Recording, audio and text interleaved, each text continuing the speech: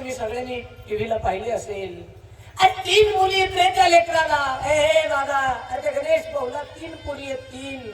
3 पोरी आहेत त्याला. एक 4 वर्षाची आहे, एक 7 वर्षाची आहे आणि एक 9 वर्षाची आहे. अरे 3 पोरी होत्या.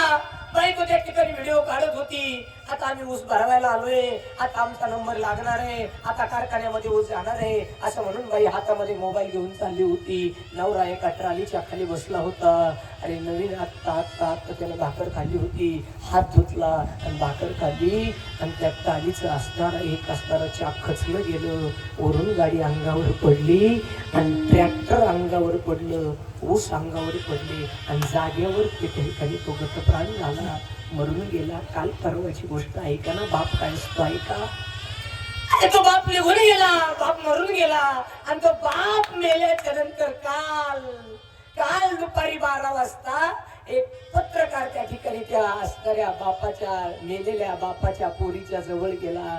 9 वर्षाच्या पोरीला विचारत होता, ए ताई काय पाहिजे तुला? शिक्षणासाठी वही देऊ तुला?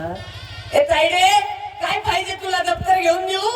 ए ताई रे तुला नवीन कपडे घेऊन देऊ का?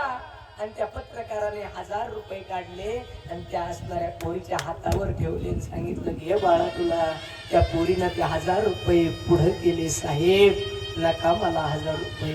साहेब नका मला हे 1000 रुपये. अगं ताई राहू दे तुला, काम येईल शिक्षणाला. त्यावेळेस ती पोरगी सांगत होती, साहेब या 1000 रुपयात माझा बाप येईल का हो साहेब? साहेब या 1000 रुपयामध्ये माझा बाप येईल का हो साहेब? साहेब या 1000 रुपयामध्ये माझा बाप येईल का हो साहेब? बाप आहे हो, बाप आहे.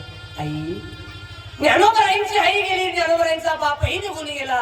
आणि 8 वर्षाची मुक्ताबाई ज्ञानोबरायांच्या जवळ आली. विकू दे ना दादा. 8 वर्षाची मुक्ताबाई ज्ञानोबा